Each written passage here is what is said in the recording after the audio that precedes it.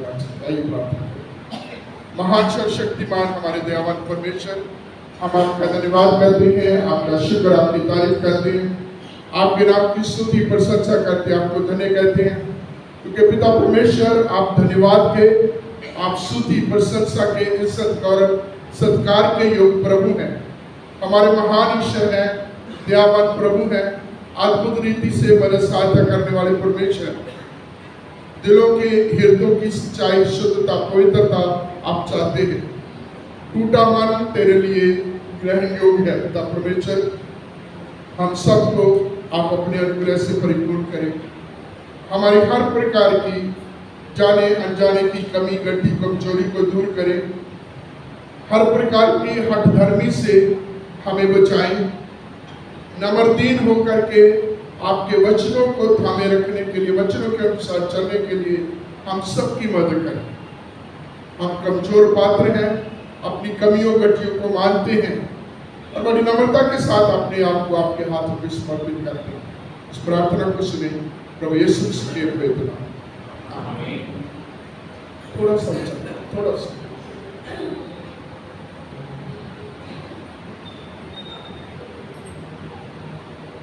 आज का पवित्र वचन जो पढ़ा गया है, इस सीन के बारे में, इस घटनाक्रम के बारे में देखें तो ये प्रभु यीशु मसीह की सेवकाई का, प्रभु यीशु मसीह का इस दुनिया में अंतिम समय है। पाम संडे हो गया है और हम देखते हैं प्रभु सिनागोग में जाकर के डोमिनेट करते हैं।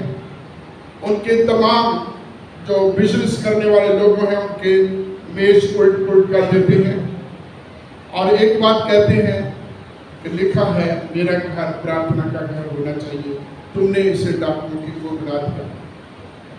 और इन तमाम घटनाक्रम से, प्रभु यीशु मसीह की शिक्षा से, प्रभु यीशु मसीह के कामों से ये जो धार्मिक अगुवे हैं, शास्त्री, फरीसी, यहूदी, सदूकी, ये सारे के सारे एक हो चुके हैं और एक हो करके प्रभु यीशु मसीह के विरोध में षड्यंत्र करते हैं।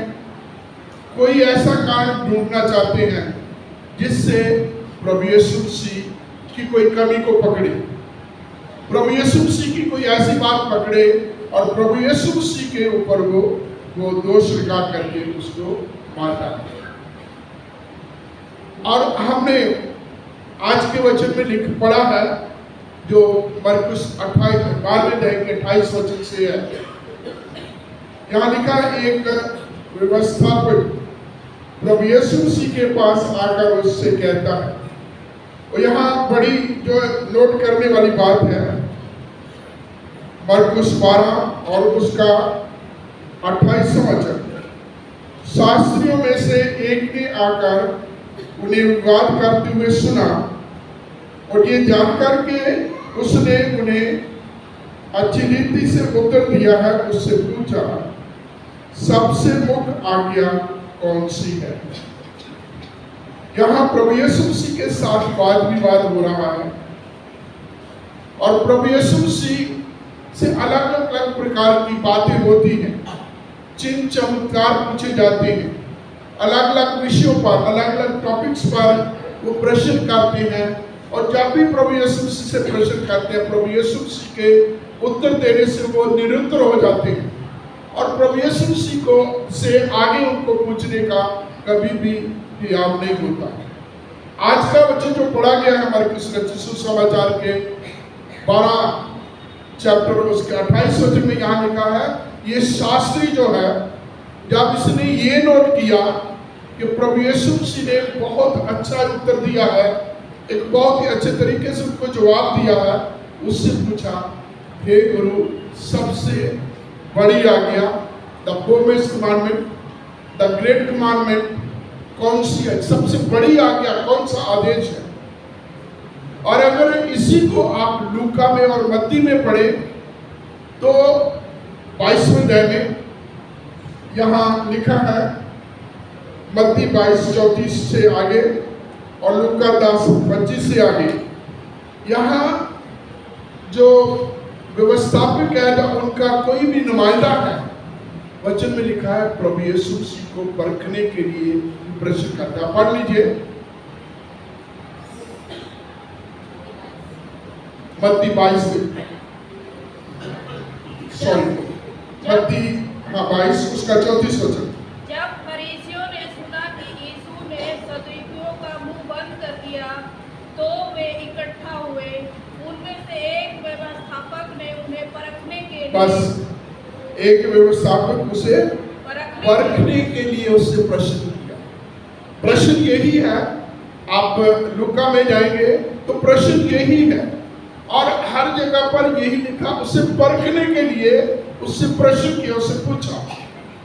ये जो उसके पास आते हैं, उससे बात करते हैं, प्रश्न पूछते हैं, वो इसलिए नहीं कि वो कोई जानकारी प्राप्त करना चाहते हैं, वो अच्छी बात सीखना चाहते हैं।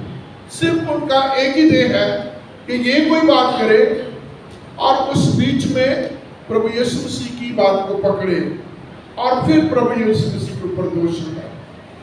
लेकिन ये जो मरकुस का रिपोर्ट है, इसमें थोड़ा सा फर्क है। मरकुस कह रहा है कि वो उसने जब ये जान लिया कि प्रभु यीशु मसीह ने अच्छी तरीके से उत्तर दिया है, तो प्रभु यीशु मसीह से कहा, सबसे उत्तम आज्ञा क्या, सबसे बड़ी आज्ञा क्या? और प्रभु यीशु मसीह ने उससे फिर उत्तर दिया, सबसे बड़ी आज्ञा है कि तू अपने परमेश्वर से अपने सारे मन, अपने सारे प्राण, अपनी सारी बुद्धि, अपनी सारी समझ, शब्दों का अलग अलग हो सकता है, उससे प्रेम कर, अपने तन मन, अपने पूरे संपूर्ण हृदय से, अपनी पूरी समझ सोच से अपने परमेश्वर से प्रेम कर। और दूसरी आज्ञा यह है कि तू अपने पड़ोसी से अपने समान प्रेम कर। और आगे प्रभु का वचन कहता है, इनसे बड़ी कोई और आज्ञा नहीं। हम हर बार जब हम प्रभु भोज में आते हैं और ये वचन हम पढ़ते हैं, ये वचन जो है हम हर बार जब प्रभु भोज, जब हम होली में सेलिब्रेट करते हैं, हम इन वचनों को पढ़ते हैं। और प्रभु यीशु मसीह का ये है कि जब हम अपने परमेश्वर को अपने सारे तन मन से, अपनी पूरी समझ, अपनी बुद्धि, अपनी अकल से संपूर्ण रीति से प्रेम करते हैं, तो अपने पड़ोसी से अपने समान प्रेम करते हैं, तो इसमें सारी की सारी व्यवस्था पूरी हो जाती है। सारी व्यवस्था का निचोड़, सारी व्यवस्था का सारी इस आज्ञा के बीच में कि तू अपने परमेश्वर से प्रेम कर, अपने पड़ोसी से अपने बराबर प्रेम कर। और जब हम अपने परमेश्वर से प्रेम करने की बात करते हैं, अपने पूरे हृदय से, अपने पूरे मन से, अपनी पूरी समझ से, तो पवित्र वचन कहता है, जहां तेरा धन है वहां तेरा मन भी है। और जहां जिस जगह पर हमारा ज्यादा लगाव है, उस जगह पर हमारा प्रेम भी ज्यादा है। जिस चीज को हम ज्यादा पसंद करते हैं, उसी से ज्यादा हमारा प्रेम है। जहां हम जिसको पसंद नहीं करते, उसको हम देखना भी पसंद नहीं करते, उसकी ओर हमारा बिल्कुल टोटली हम उसको इग्नोर करके रखते, सुनना भी पसंद नहीं करते, देखना भी नहीं पसंद करते, उसके साथ संगति करना भी पसंद नहीं करते। तो प्रभु ने उसको ये कहा है, सबसे बड़ी आज्ञा है, तो अपने परमेश्वर से अपने सारे तन मन, अपने दिल से प्रेम करें। और हालात ये है कि प्रभु यीशु मसीह अपने अंतिम पड़ाव में है इस दुनिया में। प्रभु यीशु मसीह को परखने के लिए जो है अलग अलग प्रकार के प्लान बनाए जाते हैं, और हर जगह जब प्रभु यीशु मसीह के पास बात आती है, प्रश्न आता है, प्रभु यीशु मसीह के प्रश्नों से वो निरुत्तर हो जाते हैं। यहाँ भी अगर हम मरकुस को छोड़ दें, मत्ती और लूका के अकाउंट को यदि हम पढ़े, तो वचन बिल्कुल स्पष्ट है कि परखने के लिए प्रश्न किया गया, सिर्फ ये जानने के लिए कि प्रभु यीशु मसीह मूसाई लॉ को सुपरसीड करेगा, जो मूसा की व्यवस्था है उससे अलग होकर के बात करेगा, प्रभु यीशु मसीह को नई बात करेगा, और नई बात करेगा तो हम उसको पकड़ लेंगे। लेकिन यहाँ मरकुस ने कहा कि उस व्यवस्थापक ने, जब शास्त्री ने जब ये जाना कि प्रभु ने बिल्कुल सही जवाब दिया है, वो मानता है कि प्रभु आपने सही कहा, क्योंकि परमेश्वर एक ही परमेश्वर है और उसी को वो ही डिजर्व करता है पूरी वर्षिप, पूरी आराधना, पूरा प्यार, पूरी सब तवज्जो वही पूरा करता है। और प्रभु यीशु मसीह ने भी आगे उससे उत्तर दिया कि जब इसने बात को समझ लिया है, उसके दिल को प्रभु ने जब जान लिया है, तो उससे कहा कि तू भी स्वर्ग के राज्य से अब दूर नहीं। और यहाँ ये जो बात वो कहता है, जब ये रिकॉर्ड आता है कि उसने जब ये देखा कि प्रभु यीशु मसीह ने उनको अच्छे तरीके से जवाब दिया, तो इसके पीछे वाले आप हवाले को देखेंगे, पिछले संडे वाले जो है वचन को आप पढ़ेंगे, तो प्रभु यीशु मसीह के पास वो आते हैं परखने के लिए कि क्या कैसर को कर देना चाहिए या नहीं। गवर्नमेंट को, उस समय की गवर्नमेंट रोमी गवर्नमेंट थी, क्या उसको टैक्स देना चाहिए या नहीं है। और ये बहुत बड़ा ट्रैप था प्रभु यीशु मसीह के लिए कि वो क्या उत्तर देते हैं। यदि प्रभु यीशु मसीह मना करते हैं, क्योंकि जैसे यहूदी समाज रोमियों से के विरोध में चलता था और जितने रोमी सरकार के लिए काम करते थे वो एक देश विरोधी होते थे। और अगर प्रभु यीशु मसीह यहूदियों के फेवर की बात करता है और ये कहता है कि ये कैसर को बिल्कुल भी टैक्स नहीं देना, तो वो रोमी सरकार के कानून को लेकर प्रभु यीशु मसीह के विरोध में मुकदमा करेंगे। और अगर प्रभु यीशु मसीह ये कह देते हैं कि कैसर को जो है टैक्स देना चाहिए, तो वो यहूदियों के विरोध में है, तो वो आराधनालय के सरदारों को इकट्ठा करेंगे, यहूदियों को इकट्ठा करेंगे, तो उस पद्धति में, उस परंपरा में आकर के प्रभु यीशु मसीह के ऊपर एक मुकदमा करेंगे। प्रभु यीशु मसीह जो भी यहाँ बात करते हैं, अगर वो रोमी सरकार के लिए कहते हैं, कैसर के लिए, अगर वो यहूदियों के फेर में कहते हैं, ट्रैप दोनों साइड में है। और प्रभु यीशु मसीह को वो पकड़ने का उन्होंने बड़ा प्लान किया है, जैसे बोलते ना, फंसा लिया है प्रभु यीशु मसीह को। और प्रभु यीशु मसीह डिवाइन विजडम से परिपूर्ण है। और प्रभु यीशु मसीह ने कहा आप मेरे को एक सिक्का दो। और जब वो सिक्का दिया गया उनसे, इसके ऊपर प्रतिमा किसकी है, इसके ऊपर जो तस्वीर या मूर्त है ये किसकी है, उन्होंने बोला ये कैसर की है। तो प्रभु यीशु मसीह का जवाब बड़ा बहुत स्पष्ट था, जो कैसर का है वो कैसर को दो, जो परमेश्वर का है वो परमेश्वर को दो। और वो ये जवाब सुन करके उनके आगे ही आ भी नहीं रहा कि प्रभु यीशु मसीह के कुछ और पूछ ले, क्योंकि इस तरीके से प्रभु यीशु मसीह ने उनको उत्तर दिया कि वो निरुत्तर हो गए। और ये शास्त्री जो है, या ये इस आराधनालय के इस जो सिनागोग के जो मेंबर है, उसमें इसने बड़ी अच्छे तरीके से नोट की, तो पीछे और चले। तो प्रभु यीशु मसीह से वो डाइवोर्स की बात पूछते हैं, क्या पत्नी को त्याग पत्र देना चाहिए या नहीं देना चाहिए। तो प्रभु यीशु मसीह ने व्यवस्था को, मूसा की व्यवस्था को, उन तमाम चीजों को जो लेकर के उसमें क्या लिखा है, उसमें परमेश्वर का वचन क्या कहता है, तो जब उसको कोट किया तो प्रभु यीशु मसीह ने जब उनको उत्तर दिया तो फिर वो निरुत्तर हो जाते हैं। और इस प्रकार से हम अलग अलग जगहों पर अलग अलग प्रश्नों को लेकर के जब वो प्रभु यीशु मसीह के पास आते हैं, तो प्रभु यीशु मसीह का उन्हीं की बातों को लेकर के इस तरीके से जवाब देना और वो आगे लाजवाब हो जाते हैं। यहाँ ये शास्त्री प्रभु के पास आता है, प्रभु की इसको देख करके प्रभु से वो कहता है कि इसने सही तरीके से उत्तर दिया। और यहाँ प्रभु यीशु मसीह दो बातें कहते हैं, अपने परमेश्वर से प्रेम करना और अपने पड़ोसी से अपने बराबर प्रेम करना। आगे दूसरी जगह पर प्रभु इतना ही नहीं कहते, वो कहते हैं अपने परमेश्वर से प्रेम करना, अपने पड़ोसी से प्रेम करना, अपने शत्रु से भी प्रेम करना। आगे जब पौलुस की पत्रियों में पढ़ते हैं तो उसमें जो है पौलुस कहता है अपने परमेश्वर को प्रेम करना, अपने पड़ोसी को प्रेम करना, अपने सिखाने वालों को के लिए प्रार्थना करना। जो तुम्हें बददुआ देते हैं, जो तुम्हें सताते हैं, उन्हें बददुआ मत दो, उन्हें आशीष दो। उन्हें श्राप ना दो, उन्हें आशीष दो।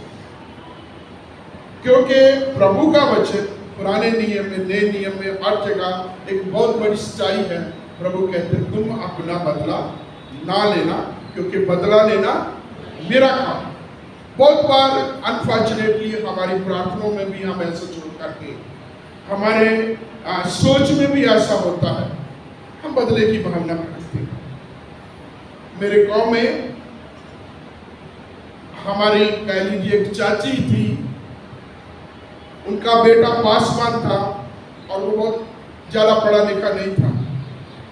आप जानते हैं, यदि आपको पंजाब के हालात के बारे में पता, तो 35 कौशल मूवमेंट बहुत स्ट्रॉन्ग है वहाँ, और पासवानों का किसी भी बात को लेकर विरोध हो जाता है, क्योंकि पासवान की कोई ना कोई बात किसी न किसी तरीके से आगे आ जाती है। और फिर पासवानी एक ऐसा कड़ी है जो सबसे कमजोर है, जिसके ऊपर हर कोई बोल सकता है।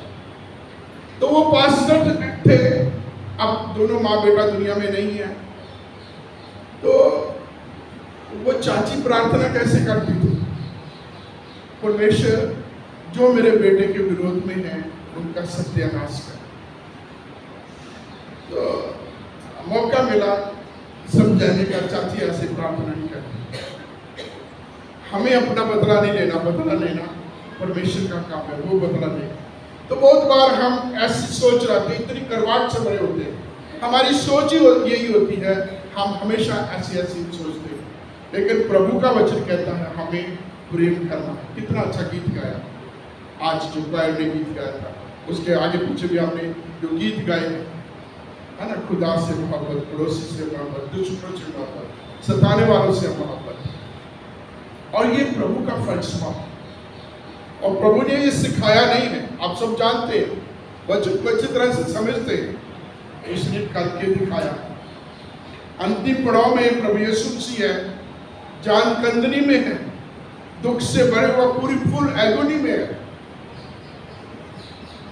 शारीरिक रीति से, मानसिक तौर पर पीड़ा है, दुख से भरा हुआ है, और प्रार्थना करता है पिता इन्हें माफ कर दो, ये नहीं जानते ये क्या कर रहा है।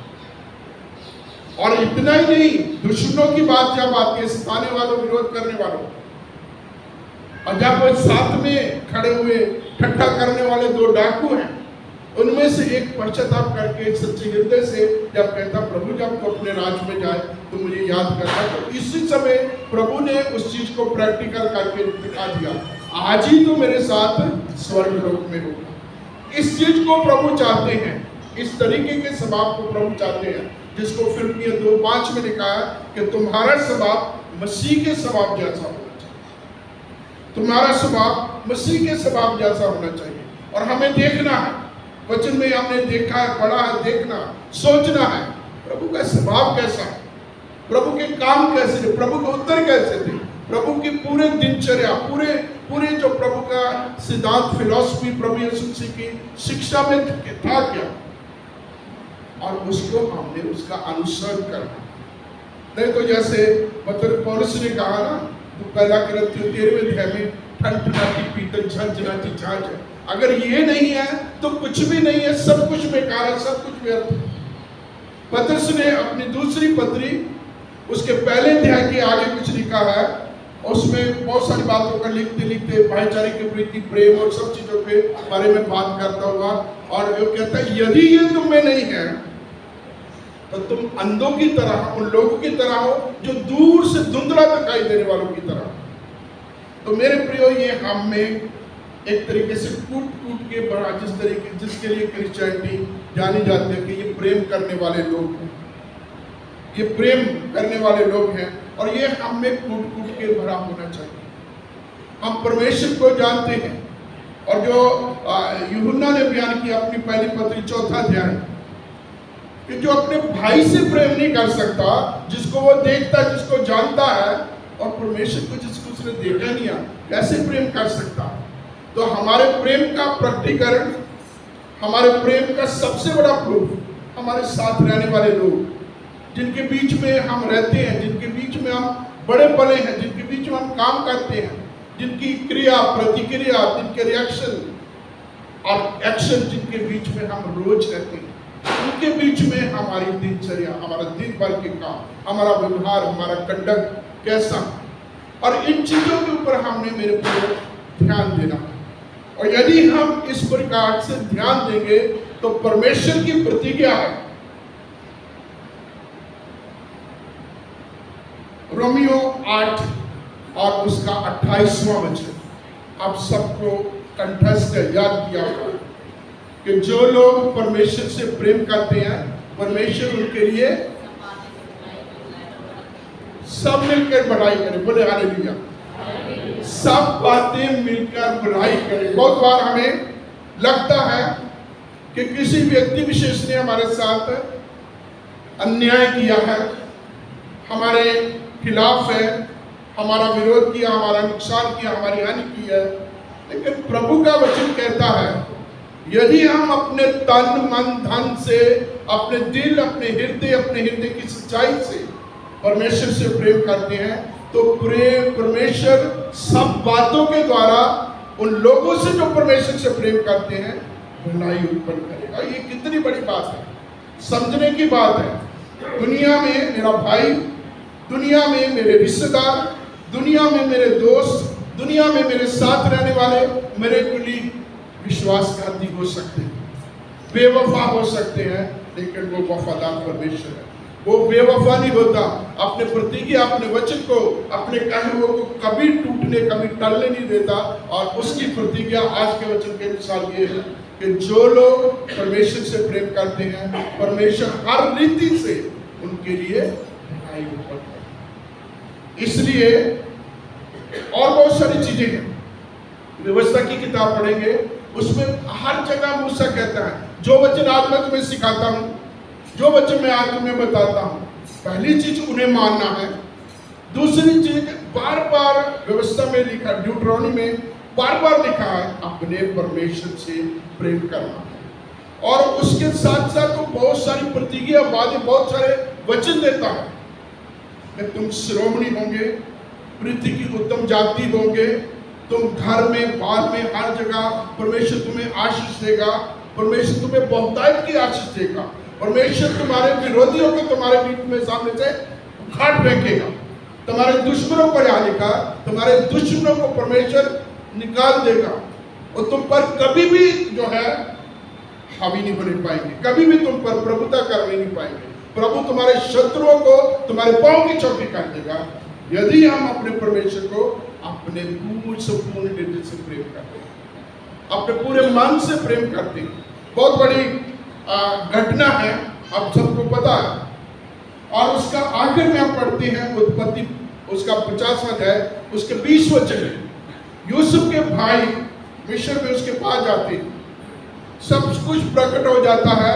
और जब याकूब, उनके पिता की डेथ हो जाती है और पिता की मृत्यु के बाद यूसुफ के भाई उसके पास आते हैं, अपने किए पर पछताते हैं कि अब हो सकता है यूसुफ हमसे बदला ले। तो वो तमाम बातों को भूमिका बनाकर उसके सामने रखते हैं। यूसुफ कहता है जिन जिन बातों में तुमने मेरे साथ बुराई की है उसी बात में परमेश्वर मेरे लिए। तो मेरे प्रियो, प्रभु जो है, दुनिया, दोस्त, मित्र, रिश्तेदार, हमारे बड़े प्रिय, हमारे साथ रहने वाले हमारे साथ बुराई कर सकते हैं, हमारी हानि कर सकते हैं, हमें नीचा दिखाने का पूरा प्रयास कर सकते हैं। लेकिन जिसको प्रभु ने चुना, जिसको प्रभु प्रेम करता है, या जो प्रभु को प्रेम करता, प्रभु कभी भी उसे नीचा नहीं देखने देगा। वो कहता मैं तुम्हें पूंछ वाले सर बनाऊंगा। उसके वादे, उसकी प्रतिज्ञा को थामे रखे, उसमें बने रहे। तभी तो प्रभु यीशु ने कहा कि अगर हमने बढ़ना है, अगर स्वर्ग के राज में हमने बिल्कुल नजदीक पहुंच के उस राज में प्रवेश करना है, तो हमें अपने परमेश्वर को पूरे हृदय से, पूरी जान से, पूरी ताकत से, पूरी अकल से, पूरी समझ के साथ उससे प्रेम करना। इनसे बड़ी और कोई आज्ञा नहीं। आप देखिए, प्रभु ने कहा इसमें सारी व्यवस्था पूरी हो जाती है। आप पूरी व्यवस्था के बीच में हम 10 आज्ञाओं को देखते हैं, जो सार है पूरी व्यवस्था का, सार है 10 आज्ञा। और 10 आज्ञाओं में पहली 4 आज्ञाओं को देखिए क्या है, एक ही परमेश्वर है, उसके बराबर किसी की मूर्ति नहीं बनानी, उसके नाम को व्यर्थ नहीं लेना और उसके दिन को पवित्र। परमेश्वर के प्रति हमारा प्यार है तो हम दूसरा ईश्वर अपने लिए नहीं बनाएंगे, हम किसी की प्रतिमा नहीं बनाएंगे, हम उसका नाम भी व्यर्थ नहीं लेंगे और हम उसके दिन को पवित्र मानेंगे। 5 आज्ञा से लेकर 10 आज्ञा तक ये हमारा सामाजिक प्रेम है। आरंभ होता है माँ बाप से। अपने माँ बाप से प्रेम करो, उनका आदर करो, उन्हीं आज्ञा का पालन करो। हत्या ना करो। हत्या कौन करता? जो कड़वाहट से, जो दुश्मनी से, वैर भाव से बराबर, जिसके दिल में दया भावना प्यार है, वो किसी का नुकसान नहीं कर सकता। हत्या ना करो, झूठ ना बोलो। झूठ कौन बोलता? जिसे किसी ना किसी तरीके से कोई होती है। झूठी गवाही कौन देता है? जो किसी को फंसाना चाहता है। यदि प्यार है, यदि किसी प्रकार को कोई वैर भाव नहीं है, तो झूठी गवाही भी नहीं देगी। किसी कहता है के बारे में नहीं सोचे, हम किसी और चीज बारे सोच ही नहीं सकेंगे। लालच के बारे में आखिरी जो 10वीं आज्ञा है, तो आप किसी अपने पड़ोसी की किसी भी चीज का लालच नहीं करना, उसके साजो समाज का, उसके घर के लोगों का लालच नहीं करना। और ये जो अगली 6 आज्ञा है, ये हमारे मानवता के प्रति हमारे प्रेम को दिखाता है, अपने पड़ोसी के बारे में। आप जानते हैं ये बहुत चतुर लोग थे और ट्रैप में रहते थे, हमेशा प्रभु यीशु मसीह को पकड़ना चाहते थे। तो एक जगह ये भी पूछ लिया कि मेरा पड़ोसी कौन है? प्रभु यीशु मसीह ने कहा तो परमेश्वर से प्रेम कर। ओके, वो तो एक ही है, ठीक है। तो अपने पड़ोसी से प्रेम कर। तो वो और आगे से प्रभु यीशु मसीह के एक कदम आगे चला गया, मेरा पड़ोसी है कौन? और प्रभु यीशु ने पड़ोसी की भी बड़ी अच्छी परिभाषा दी। और वो फिर निरुत्तर हो गए। वो जो है दृष्टांत दिया, जा घटना सुनाई कि एक व्यक्ति यरूशलेम से यरीहो को जा रहा था। रास्ते में डाकुओं ने पकड़ा, मारा, कूटा, धुआं करके छोड़ के चले गए, लूट लिया। वहां से एक जो है याजक निकला, वहां से एक शास्त्री निकला और वहां एक सामरी निकला। जो याजक है पुरोहित को बताता है, और उसने क्या कहा, हमारा काम तो जो है वर्शिप करना है, ये मेरा काम नहीं है, निकल गया देख। शास्त्री जो शास्त्रों को सिखाने वाले हैं, टीचर्स हैं, वो देखा, उसने देखा, जवाब बताया, मैं तो सिखाने वाला, मैं तो टीचर हूँ, मेरा तो काम जो है आराधनालय में जाकर लोगों को सिखाना। तो वो भी निकल गया। और तीसरी कैटेगरी में हम देखते हैं कि एक सामरी व्यक्ति निकला, जिसको जो है छोटी जाति माना जाता है, और उसने देखा आदमी का एक्सीडेंट हुआ है, अधूरा पड़ा, जख्मी पड़ा, करा रहा होगा। अपने सवारी से नीचे उतरा, उसको लिया, अपनी सवारी पर उठाया, सराय में लेके गया, उसका इलाज कराया, पैसे दे करके, क्या मैं जा रहा हूँ इसका पूरा इलाज करना, वापस आऊंगा और जो बनेगा मैं वो भी पे करूंगा। और प्रभु ने फिर उससे पूछा, इन तीनों में से उसका पड़ोसी कौन? क्या जो बड़े नामी लोग हैं, बड़े श्वेतकोश हैं, जो बड़े शिक्षक हैं, या जिनको लोग कुछ भी नहीं जानते? इसीलिए कुरिन्थियों की पहली पत्री पहले अध्याय के 26 वचन से आगे प्रभु का वचन कहता है, परमेश्वर ने उन लोगों को चुन लिया जो बहुत निम्न स्तर के थे, जो है भी नहीं थे, ताकि उनको, उनके सामने जो अपने आप को कुछ समझते हैं, उनको लज्जित करे, उनके सामने इस्तेमाल करे।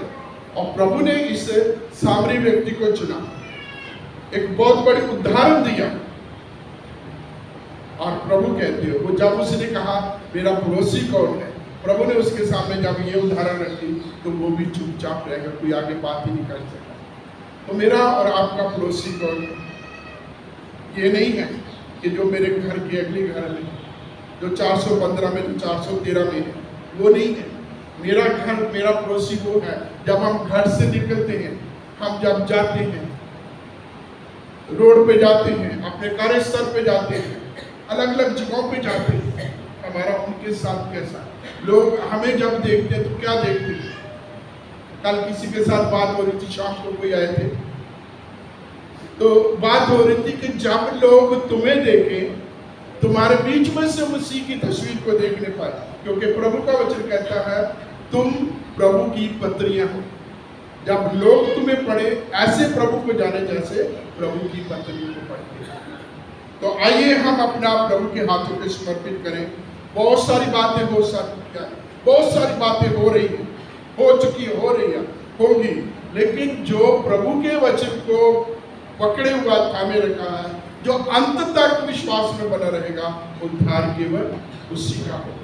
हम इस विश्वास के साथ, इस समर्पण के साथ अपने आप को प्रभु के हाथों में समर्पित करेंगे। भजनकार ने बहुत अच्छी तरीके से कहा, मनुष्य मेरा क्या कर सकता है, मैं किससे डरूं? मनुष्य चीज क्या है जब प्रभु मेरे साथ है। हम फिर वापस आएंगे रोमियो की पत्री 8 अध्याय में, उसमें प्रभु का वचन कहता है, पौलुस कहते हैं, यदि परमेश्वर हमारे साथ है तो हमारा विरोधी क्योंकि वो परमेश्वर है जो हमारे विरोधियों को भी हमारा मित्र बनाने वाला परमेश्वर है।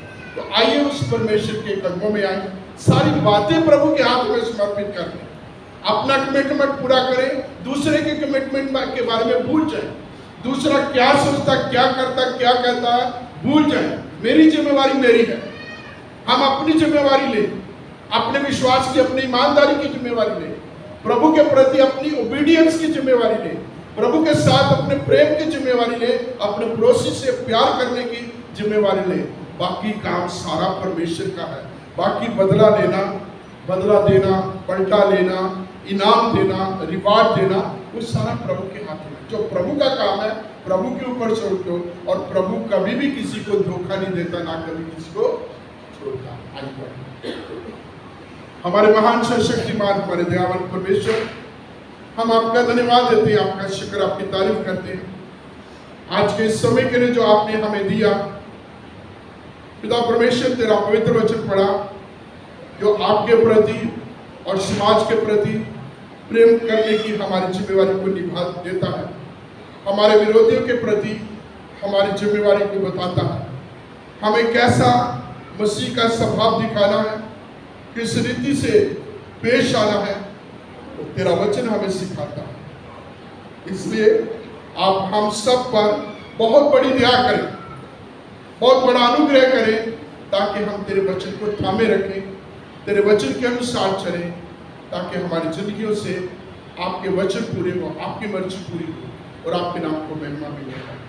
मेरे तमाम प्रिय भाई बहनों, बच्चों, जवानों, बुजुर्गों पर, हर एक पर तेरी बहुतायत की बरकत, तेरी आशीष हो।